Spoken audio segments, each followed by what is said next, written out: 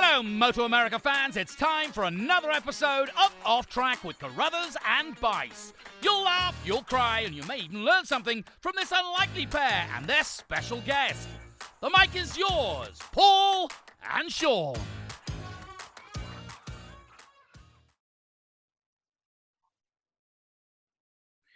Hello, MotoAmerica fans, and welcome to this latest episode of Off Track with Carruthers and Bice. I am Bice, as you can probably tell, and I've got Carruthers with me. I am in Central Ohio, and Paul Carruthers is in Southern California. It's raining pretty hard here. I know you guys hate to hear about the weather, but we're going to talk about it a little bit just because of the race weekend we came off of. Paul, that was incredible up at Ridge. I think everybody that was there should get a T-shirt that says "I survived triple-digit temperatures" during a race weekend. What do you think? Yeah, it was pretty difficult for everybody. It just made the conditions hard for. I feel bad for the riders, but I also feel really bad for the crew because those guys are hammering pretty hard, and it was really, really hot, and I could see that it's that their job's difficult anyway, but it's really made difficult in temperatures like that. But man, I don't think I've been to a race that's been that hot. And actually, when we asked Loris Baz, who's raced all over the world, including places like Malaysia, where it's known for its heat when they go there to test MotoGP and also to race. And he thought this was the hottest he'd raced in. So that's pretty much saying something, that a guy like that's raced that many times had never raced in anything like that. But as they say, at least it was a dry heat. Yeah, dry heat. And the funny thing is, I mean, everybody that doesn't live in that area is getting a lot of rain and being fairly cool. And, I think I saw where their normal temperatures are like 72 degrees. So we would have been in room temperature weather, except for that bizarre heat wave that went through there. But it was strange for everybody in that whole area. I know they were saying, all the big box stores like Home Depot and Lowe's or whatever were all out of air conditioners. So it caught everybody by surprise, or at least even if they were prepared, there wasn't a whole lot you could do. But it is weird. I know each day, it started out, it was pretty warm in the morning, and then it got up a little hotter. And I think it's like for around here, when it gets to a certain cold temperature, it's like, it's just really hot. I don't know if you go, oh man, yeah, I can definitely tell it's 108 or whatever. When it got up over 100, it was just too hot in general. Didn't you think that was kind of the case? Yeah, and it's funny. It got, it kept getting hotter as the day went on. Like here, our hottest part of the day would be, 1 o'clock, noon, or 1:30 or something. And their hottest part of the day was like 4, But then you also have to remember that it stays light there late, so the temperature just continues to build. But yeah, it was a hot one for sure. But it's like, I think we had a pretty good weekend, all things considered, and the racing was good. Jake Gagne did it to him again, and I'm starting to wonder if he will lose a race at all this year. I really am. He just seems to have another gear that he can kick it into when he needs to. At least that race, when I did my press releases on Sunday night and Saturday night, the margins of victory were at least 4 and 5 seconds and not 14 seconds. So I mean, maybe there's a little bit of hope in that, but I just still think that, like, if someone pressures him, he might even have even more, Yeah. It's funny. We get some comments from the fans, and I want to address that for a minute. Some of the fans talk about, quote, the racing is boring or whatever. And of course we can't control that, but I mean, there's always something going on back in the pack. If with Jake, it's the same way with Cameron Bobier last year. If he's cleared off at the front, you almost kind of forget about him. I hate to say that, or forget about Jake, but there was a lot of passing and stuff going on further back. So if somebody just looks at the margin of victory and says the race was boring, they're not really paying attention to the rest of the field, I think. Don't you agree with that? Yeah. And I mean, unfortunately, there always seems to be somebody that really steps up. It's obviously been Cameron for a while, and it was Tony, and now it's Jake. And I think, I mean, that's just the nature of the beast. I mean, it's like you can't always have those classic battles at the front of the field, but you're correct in saying in saying that those battles do take place, just not for the lead right now. I think there's going to be a battle at some point for the lead. I'm not saying that Jake's going to lose, but I think he will start to get a little bit more pressure. I do too. I think that, Josh Herrin obviously stepped it up quite a bit, and he seems to be more confident and comfortable. And when he's confident and comfortable, I mean, he's such an unknown because, he can, at any given point, he could suddenly step way up and win a race, or he's perfectly capable of dropping back to fifth. So he's just it's kind of an unknown with him. I think maybe they can get the Ducati sorted out at Laguna Seca. I think that bike's just really a handful to ride. I think it's got a really narrow window on the setup. And I know Loris and those guys are working really hard to find that little bit that just makes it so it's comfortable for him to ride, and he can also go fast. And maybe that could be at Laguna Seca. At least he's got some time there, just not on that bike. But anyway, we'll have to see. But, all the other classes the racing has been great. And it's funny because you just kind of expect the races to be good. And it hasn't always been that way, but every class has quality racing in it. And okay, so the Superbike's 4 or 5 seconds. That's not a country mile, Right. Exactly. So we're heading to Laguna Seca next. And, that brings up the guest that we have on today. We haven't seen this young man since Laguna Seca last year, but prior to that, we used to see him all the time, and we used to see him a lot in our press conferences. In fact, we used to remark how polite he was. He would always address, you, Paul, when he would come in there and talk to him about either his win or his Cory, incredibly enough, only still 19 years old. I mean, it seems like he'd be in his mid-20s by now, but Cory, Cory's been racing for a while. He started out at a younger age.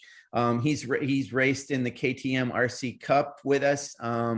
In 2017, he had 4 wins and 9 podiums, and he was 5th overall in the KTM RC Cup World Final that he raced in that year. He got to go there by virtue of his finishes. He raced in Junior Cup with us when we switched from the KTM RC Cup, and he finished second in that championship with a win and 8 podiums. And he's a graduate of the VR46 Riders Academy that Valentino Rossi has. He was chosen as one of a handful of Yamaha R3 riders and, certain Yamaha riders in this country too, to be involved in that really great experience and get to go over and do some dirt track, flat track riding and road racing and things like that with his academy.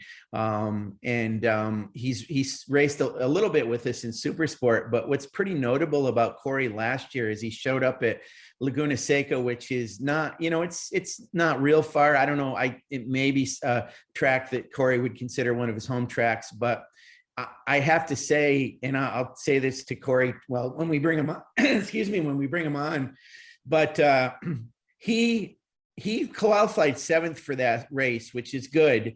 But the guy got on the podium in the first race, and he was racing against, Brandon Posh and obviously Sean Dillon Kelly and Richie Escalante and Benjamin Smith and the rest of them. So he got a 3rd place in the first race, and he got a 5th in the second race, qualifying 7th. So he got a hell of a start in both races and hadn't been racing with us. And, then he kind of went back and did continued AFM last year and has been doing it this year.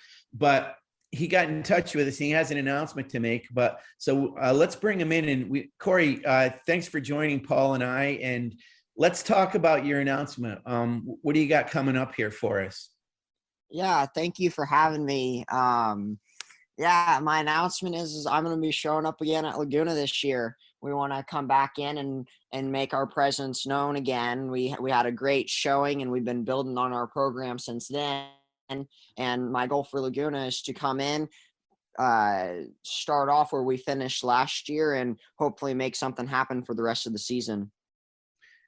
Oh, so you might continue, might beyond last year. We were hoping you were going to continue beyond Laguna Seca, but that's something you may try to do this year. Then that's great news to hear, Cory. What will you be on, a Kawasaki this year?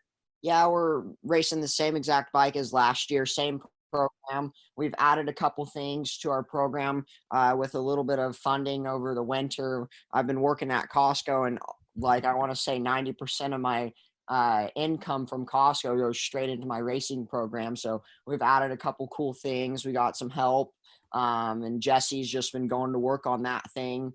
And yeah, we're ready to come back, and we want to put on a show. Now, Cory, I watch your progress throughout the season on your social media and stuff, and I see you've been doing a lot of AFM racing, and you're actually battling, it seems like, every weekend with a Bobier, but it's not the Cameron variety, it's actually Ezra. So it looks like you guys are having a good time. I know you're friends, and now you're doing battle on the track. You know, it seems like it every time you guys go there. Yeah, it's pretty funny. My whole life, Ezra and I have just been going to war, and very few times I've come out on top, and it's just an all-out battle between us, because this is more than just racing. This is our whole life. This is bragging rights when we go home and call each other every night on the phone, talking, oh, dude, I smoked you this weekend. Oh, dude, I don't know what you're talking about. Like, week in, week out, just full pin. We want to beat each other. But yeah, it's cool to see Ezra back in the paddock. He's been out of it for a couple years. He jumped up on the 1000. So me racing on the 600 versus him on a 1000 is pretty difficult, but I'm trying my absolute best, and I'm bound and determined to beat him. Yeah, and I'm sure it makes you go faster.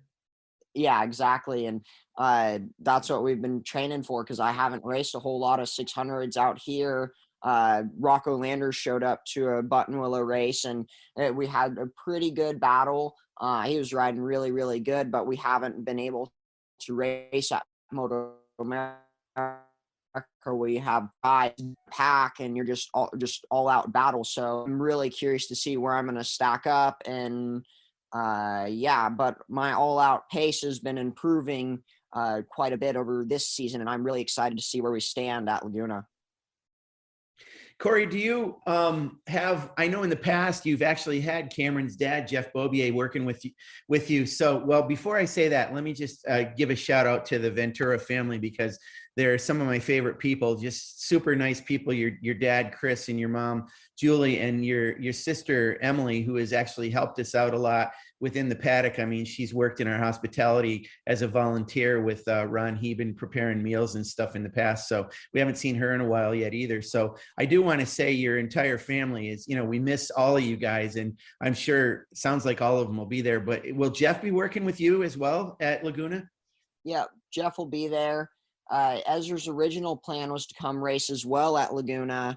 And Jeff was going to kind of come in between both of our pits. He's going to help guide them, but he wanted to come and be a part of our program, make sure everything is ready to go and that we don't have any issues, and just solely be able to focus on our program moving forward. Sadly, Ezra, I believe, had a motor blow up at Thunder Hill this last weekend, so he will not be gridding up at Laguna. But on my side of things, that means Jeff is fully dedicated to our program. This is breaking news, Cory, because I actually get the entry lists and kind of go through them. So a lot of times I get an early notice of who's going to be racing. And I did see Ezra on the list. So I guess we're going to have to scratch him. Unfortunately, it would have been great to see him. But so you'll be there on the Kawasaki. I want to ask you something about that. Paul and I have talked about this a little bit. Last year, everybody talked about that 636 thing. And nobody's talking about it at all this year. I mean, obviously Sean Dillon Kelly's doing really, really well. Richie won the championship last year, but it wasn't easy. And it's kind of gone away a little bit as a controversy. Do you, in AFM, or have you had to deal with that kind of issue about the extra displacement on that bike? And what do you think about it this year? Is it a non-factor now? I don't really think it was ever really a factor to begin with. I mean, when you saw Richie riding last year, Richie was riding that thing absolutely amazing. And I think you have to really appreciate Richie and look at what he's doing on the motorcycle. Because, yeah, the ZX6 is really fast, and it does have pretty good torque. I do think if you ride the ZX6 properly, it can be an advantage. But at the same time, you have to be able to ride it properly and be able to hit your marks. The bike is insanely hard to be able to hit your marks. When you make a little mistake on the brakes and you don't hit your turn-in point, or you don't get a braking mark, or you just get a little sideways, these little mistakes go from being 2 feet off to being like 6 feet off on the ZX6. And that's where we saw Richie at, let's say, Road America race 1 last year, is when he came up into turn 6 and got had a little moment, and he blew off the racetrack. On an R6, he would have ran wide, I want to say probably 6 feet, and continued racing. But the ZX6, the frame is just so, it's not rigid at all. It's so, I'm looking for the right word, but it moves around a lot, and the front end is not as stable as an R6. Just comparing with what I've ridden in the past. But yeah, I never really think the ZX6 was an advantage compared to the Yamaha or anything. It just depends on the riding style and what suits you. So this week, as you probably know, Cameron Beaubier is going to be at the races. So, can you bring like an extra crew shirt for him or something? I'd like to see him like get down and dirty and get his hands dirty. And like, I'd like to see him change your wheels and some stuff like that. Can we make that happen? It'd be kind of cool. Yeah, I'll try my best. I'll give a little phone call into him and tell him, hey man, Jeff and Sky are out. You're in. Come start wrenching on these things. But honestly, that's a little scary. I've seen him work on his motocross bikes, and don't know how he freaking gets around a racetrack with how he works on those things. Yeah, I don't know that I would. I don't know that I think that was a good thing if he was your crew chief, but it'll be nice to have him there and see him and stuff.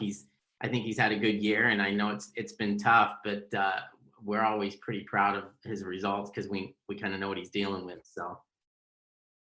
Yeah, for sure. And we're so excited for Cameron because no one really understands what he has what he has done moving everything overseas to Moto2. Because me personally, everyone knows Cameron as, oh my gosh, he's 5-time Superbike champ. He's so gnarly.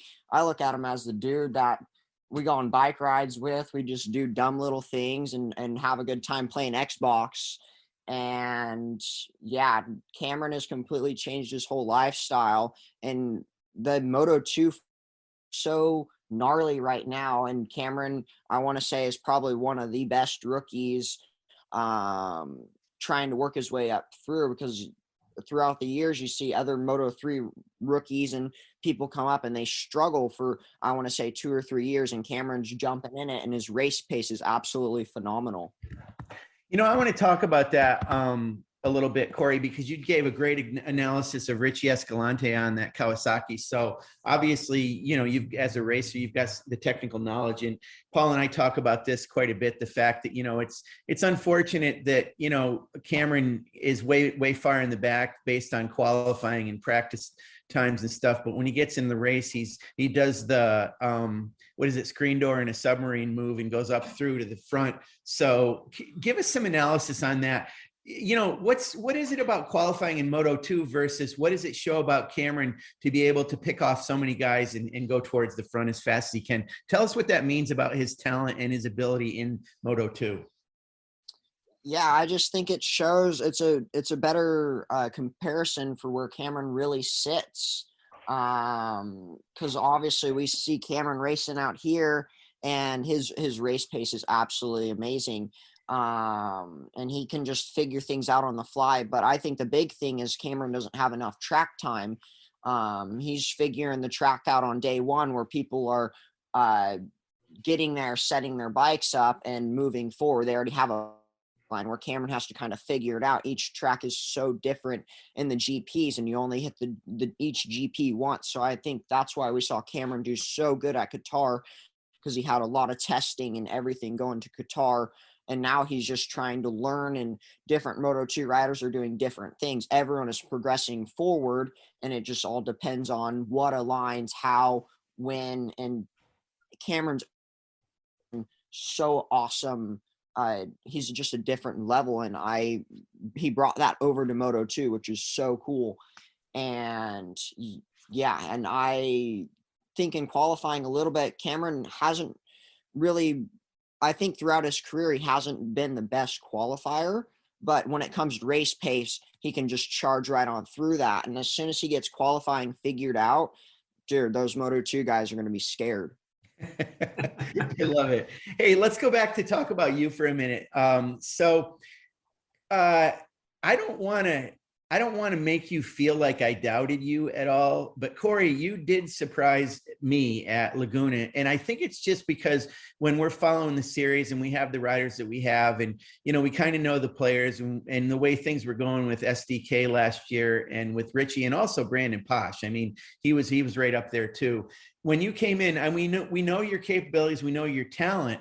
And I just have to say, it surprised me what you did. And we were pretty delighted about it, just because, like I say, you've been a favorite rider of ours, and you've been great in press conferences, and you've won a lot of races in the past with us. But obviously, even though you didn't race with Supersport a full season, and you haven't this year, what you're doing in AFM is keeping your skills advancing forward. So I'm sure that you have pretty high expectations coming into Laguna. Can you tell us about that? How your program works within AFM, and what your goals are in your eyes towards MotoAmerica? Obviously, you still want to you want to race with us as much as you can, but budgets are tough. Is that kind of the assessment? Yeah, exactly. And I've been funding this whole program myself, and we've just been trying to get our best bang for our buck, really. And coming in last year, we had a good solid program, everything, the stars aligned, and it was really, really cool. I think we'll be able to pick up where we left off last year coming into this year. But AFM is a different type of thing. It's when you show up to a MotoAmerica race, it's serious, it's business, lot of pressure. There's, when you walk into the paddock, you can feel how tense it is. Where AFM, it's, you see people drinking beers at 8 in the morning, and it's like, all right, well, that's kind of cool. But no, it's so much fun, and just being around there with the whole family and having the Beaubiers come back. Like you guys know, I'm really close with the Beaubier family, and they've done a lot for me. So just having them back there, and just us being us, we just have a great time. But yeah, we've been on the racetrack side of things. It's just constantly, we're trying different things. We're trying different baseline setups, adjusting, trying to get a more variety out of the ZX6, because the ZX6 window has been so small. And we didn't want to show up to MotoAmerica and spend all of my budget just all into one round. We were thinking about showing up in Atlanta, because I think I would have had a pretty good shot, but we backed it back down. We were like, you know what, we just got to stay the course, do what we got to do, and keep moving forward with what we have. Because out here on the West Coast, there aren't a whole lot of people that want to come in and go, all right, this is what we're going to do. We're going to do a full AFM, or not AFM, a full MotoAmerica season, and we're going to put you on the bike. That's not really a thing. Where on the East Coast, that's kind of the majority of the series. So, but there are little things that you see. And like with Wyatt Ferris, he's been sitting at home doing AFM for years and just trying to find the right time. And then boom, he's out at MotoAmerica for a full year this year, which is really, really cool. I can't wait to see him get going on that Suzuki. But yeah, coming into Laguna this year, we have the same thing that we had at Laguna last year. And that's not normal for my program. My program, it's normally my mom, my dad, Miguel, and sometimes Jeff is over in our pit at the AFM stuff. It's a very small crew. luckily last AFM round, we had Jesse come out because he's normally very, very busy with working on other people's bikes, and he's got his normal job and he's balancing a ton. So him coming into my program at Laguna just lifts everything up to a whole nother 2 levels. That's a good point about Wyatt Ferris. And, we have the advantage or the benefit of seeing him more this year. It's great to have him back with us because he had been doing AFM and he wasn't around for a while. So he is kind of proof that you can get back in MotoAmerica and go full time again. So we're hoping for that with you for sure, Cory. I want to switch gears a little bit and talk about a rider that you did the VR46 Academy with, and it's Jackson Blackman.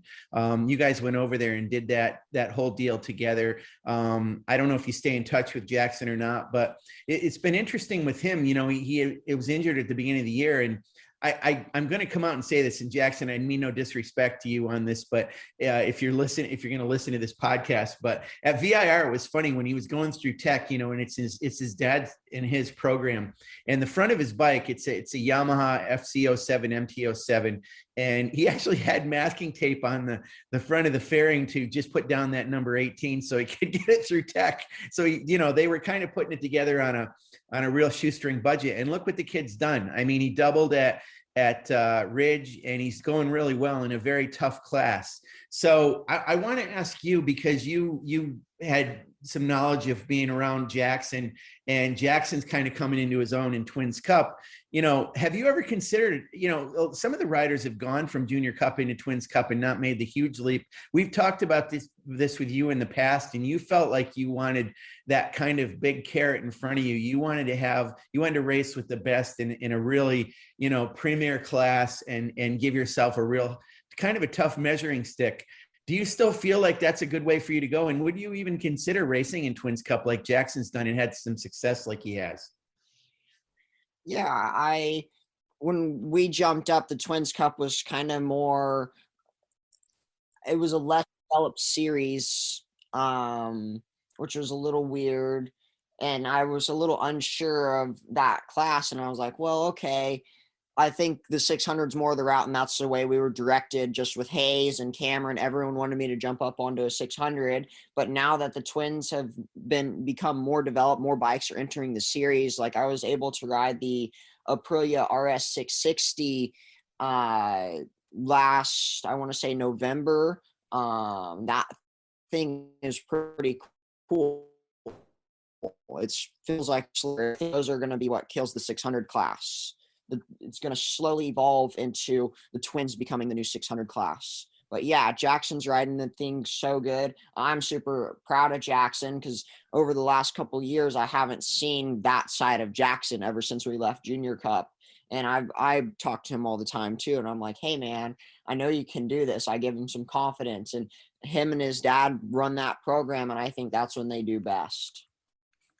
Yeah, it's funny you say that about Supersport. I've written a couple articles for the website, MotoAmerica website, and I've sort of talked about the demise of the 600 class, but it hasn't yet. And I mean, obviously, Yamaha's not making that R6 anymore as a street bike, but they do have some of them available. They did in Japan, they had like a race version only, and you can still get them as long as you go through Yamaha and are a professional racer. Kawasaki's doing great. It's funny how you describe the ZX6R with the frame, and I think it's because a lot of people say that thing was really devised as being a street bike more than a race bike, and you guys have kind of turned it into a race bike, and it's very stout, but it's got some things that are maybe it doesn't do as well as an R6. So I get where you're coming from on that, but it's interesting, Cory, because in your lifetime as you're racing, we don't know. I mean, we may see the complete demise of the 600 class, and with this new R7 coming out, I would think that maybe some of the other manufacturers are going to look at this as a way to have a middleweight sport bike that's maybe a little bit more simple, but maybe not that simple because of the electronics that are involved in it. So maybe that is the next class. And, I don't know if they'll call Twins Cup Supersport at some point, but it seems like it's going to be maybe one or the other. Do you think that's true? Yeah, I do. I think that will become the next step. And instead of jumping up onto a 600, it'll be on that twin type deal. And then you will jump from the twin to stock 1000 and then into Superbike instead of the old older style, jumping from the 300 up to the 600. It will kind of slow down the process a little bit. Yeah, I do think that's the way it's going to go, because those are the bikes that are selling. And it seems like that's even how the racing teams are going. That seems like everyone's putting their money into twins. And it costs so much money to run a 600 program, and twins, it's probably going to also get up there in some different ways, but in a tire budget sense, it seems like it is the better option to go. Okay, so Cory, obviously with your results last year at Laguna, you left happy. And like Sean said, he was surprised. I was surprised. I think a lot of people in the paddock were surprised that you could run at the front after not being at our races all year.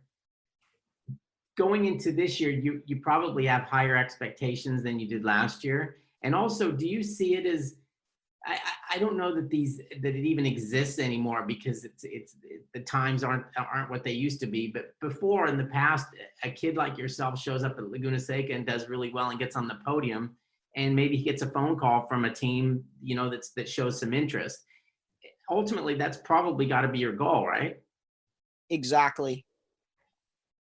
Yeah, we're trying our absolute best to get on a team. That was our whole goal last year, and we were even in contact with a couple different teams, and we were trying hard.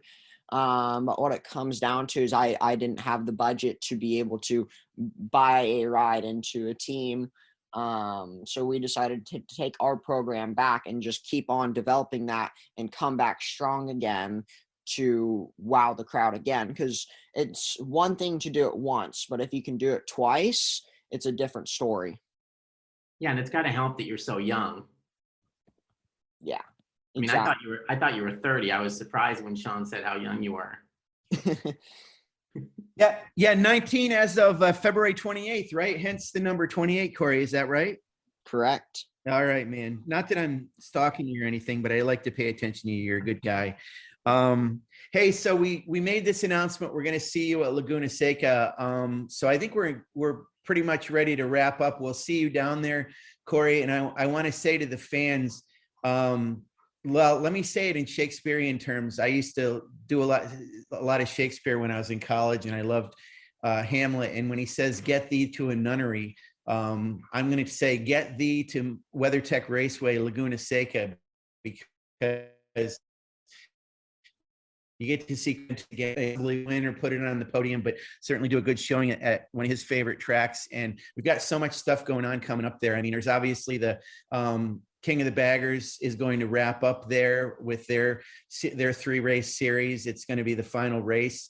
And also, it was just announced essentially yesterday that Roland Sands is having this thing they call the Quattro. It's a super hooligans race where it's almost like, I don't know, Paul, would you say it made me think a little bit like, it's almost like the old flat track, Grand Slam. I mean, you're kind of, or even super bikers a little bit. I think that's what it's designed for. It's supposed to be, bring back days of the Grand National Championship where guys race dirt track, flat track, TT, and basically, way back, it was basically the same bike, like Mert Lawwell would flat track a bike and make some changes to it and go road race on it. So I think it kind of takes us back to that, which will be pretty cool because, it's one of those things how you've got to kind of figure out how to make one bike work in like 3 different areas. Yeah, it's going to be cool. It's a great idea. And I mean, to see it start off with road racing down through the corkscrew at Laguna Seca, and then they're going to be going to some other venues for, dirt track and some other things. So, but it's going to kick off there. It kind of got put together recently, and it's a big deal. So that's there, as well as, of course, our Pono Superbike riders, and to see, those big bikes and see what they can do going down through there with some of the riders like Loris Baz and Hector Barbara, who have raced there in the past in MotoGP. So we'll have to see, I mean, what kind of advantages they might have or can bring to the table to maybe give something to Jake Gagne. Laguna Seca is an unusual track. A lot of guys love it, but it's an equalizer for a lot of people too. So I think we've got some good racing coming up, and I think that's my big big spiel for the end of this podcast is everybody get yourself to WeatherTech Raceway Laguna Seca, July 9th through 11th. Have a good 4th of July weekend, but get ready for a big party the week after that. And want to say good luck to you, Cory. We'll see you down there. And thanks for being on the podcast with us this week with Paul and I. Yeah, thank you so much for having me. I'm so excited. Laguna's going to be fun.